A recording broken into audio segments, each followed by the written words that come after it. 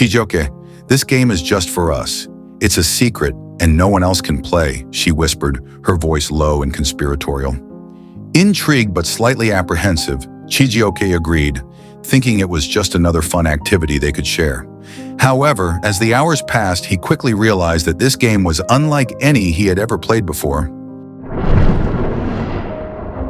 Auntie Ify guided him through actions and intimate interactions that made him feel uncomfortable and confused. The laughter and fun he had expected were replaced by feelings of anxiety and fear. "Auntie, I don't like this game," he finally said. In the vibrant town of Enugu, Nigeria, young Chijioke was known for his infectious laughter and boundless energy. At just 10 years old, he was a lively primary school student who found joy in playing football with his friends and losing himself in adventure-filled storybooks. However, life at home was often lonely. His parents, Mr. and Mrs. Ease, ran a bustling shop in the local market, working long hours to provide for their only son. Chijioke would return from school around 3 p.m. to an empty house, counting down the hours until his mother would come home at 6 p.m. to fill the space with warmth and love. "Mommy, I'm so bored," he would groan on the days he felt particularly lonely. His mother would always respond with a gentle smile. "I know, Chijioke, but it's only for a little while. We have to work hard to give you everything you need." While he understood the necessity of their hard work, he often found himself wishing for more time with them. One sunny afternoon, while contemplating his boredom, Mrs. Ease had an idea. "Chijioke," she said, "why don't we ask Auntie Ify, our neighbor, to look after you until we get back?" Auntie Ify was a cheerful woman in her late 20s, known for her kindness and her delicious snacks.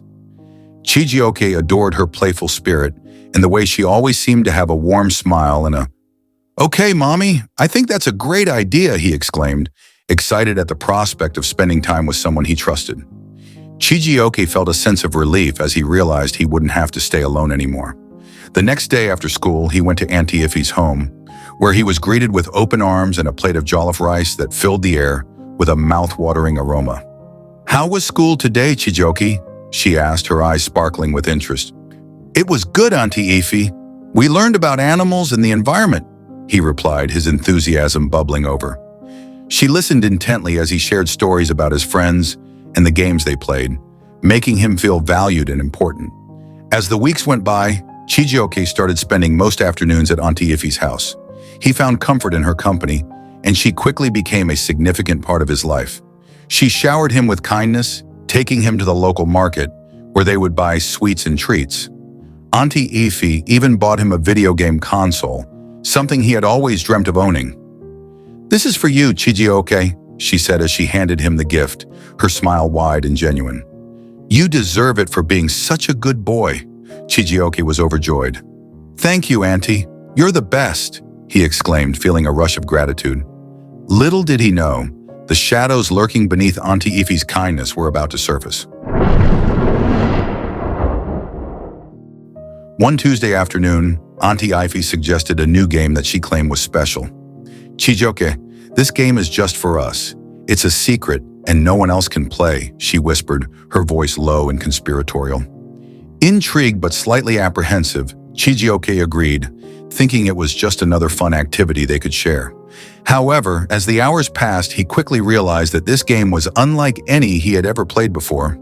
Auntie Ify guided him through actions and intimate interactions that made him feel uncomfortable and confused. The laughter and fun he had expected were replaced by feelings of anxiety and fear. "Auntie, I don't like this game," he finally said, a worried expression creeping onto his face.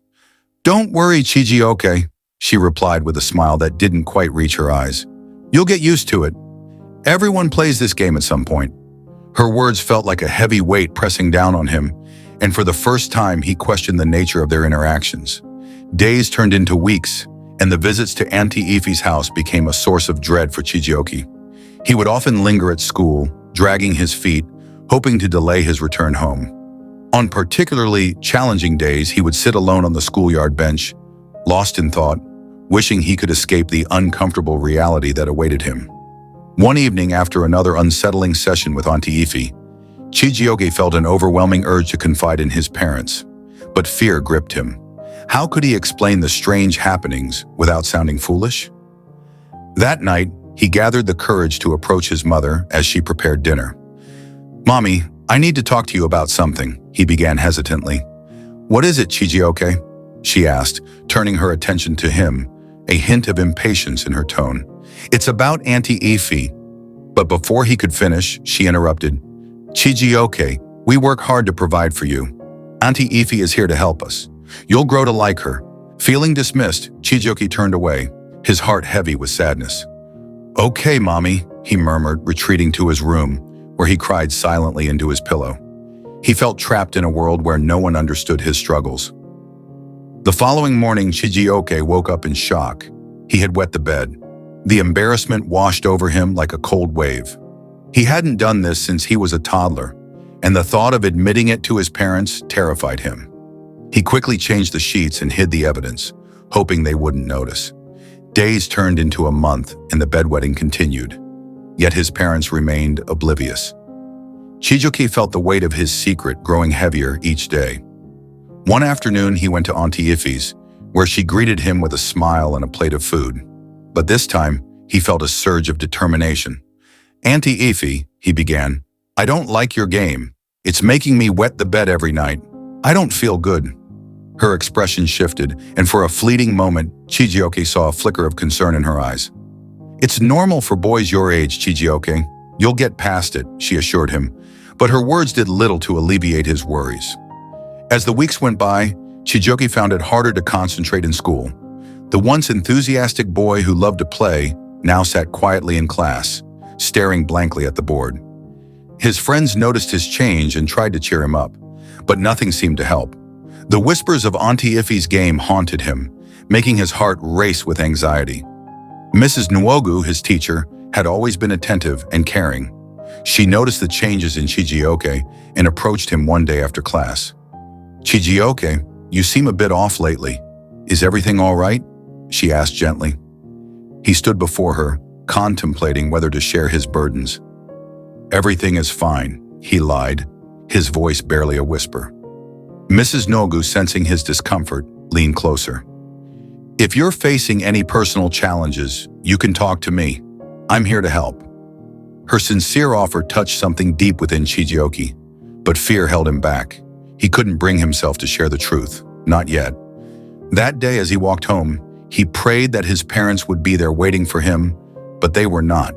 The familiar dread washed over him as he stepped into Auntie Ify's house once more. The game resumed, and this time, something felt different. Chijioke noticed new, unsettling feelings as Auntie Ify continued her routine. Confused and scared, he decided that he had to tell someone, anyone. The next day at school, he summoned all his courage. As Mrs. Nwogu sat at her desk, he approached her, feeling a knot in his stomach. "Auntie, I need to tell you something important," he whispered, lowering his gaze. She looked at him with concern, encouraging him to continue. "Auntie Ify, our neighbor, does things to me that I can't explain," he finally confessed, his voice trembling. Mrs. Nwogu's expression changed to one of alarm. "Chijioke, you did the right thing by telling me," she said, her tone firm yet gentle. "No child should go through what you've experienced." With Mrs. Nwogu's support, Chijioke felt a weight lift off his shoulders. She immediately arranged a meeting with the school authorities, determined to address the situation seriously. The following day, Mr. and Mrs. Ease were called to the school to discuss the troubling news about their son. "Is Chijioke in trouble?" Mrs. Ez asked anxiously as they entered the headmistress's office. "No, please have a seat," the headmistress replied, her expression grave. "What we need to discuss is far more serious. Your son has revealed some distressing information about Auntie Ify." Mr. Ease's face turned pale as the headmistress recounted Chijioke's experiences. "She has been taking advantage of him, and we need to take action," she stated firmly. Mr. Ease clenched his fists, furious and heartbroken for his son. After a lengthy discussion, they decided to involve the authorities. That evening, as Chijioke sat in his room, he felt a mix of relief and fear. He was glad that someone was finally listening, but he was terrified of what Auntie Ify might do when she found out. Later that night, a heavy knock echoed through Auntie Ify's door. When she opened it, she was met by stern police officers. "You are under arrest for child molestation," one officer declared, his voice unwavering. Auntie Ify stood frozen in shock, her cheerful demeanor replaced by confusion and fear. As Chijioke watched from his window, he felt a rush of relief flood over him. He had finally escaped the grip of Auntie Ify. From that day forward, his parents made it a priority to be present in his life. They took turns picking him up from school and spent quality time with him, ensuring he felt loved and supported. At school, Mrs. Nogu kept a close eye on Chijioke, reassuring him and encouraging all her students to speak up whenever they faced challenges. Slowly but surely, Chijioke began to heal, although the memory of Auntie Ify still lingered. The bedwetting did not stop immediately, and his parents sought help from a therapist who assured them that with time and patience, Chijioke would overcome his fears. As weeks turned into months, he began to find joy in his life again, rediscovering the love for football and books that once defined him. With the support of his parents, teachers, and friends, Chijioke learned to trust again. He realized that it was okay to ask for help and that he was never alone in his struggles. The journey to healing was long, but every step forward was a victory that reaffirmed his strength and resilience. And in the end, Chijioke emerged not only as a survivor, but as a beacon of hope for others, proving that even in the darkest of times, there is always a way to find the light.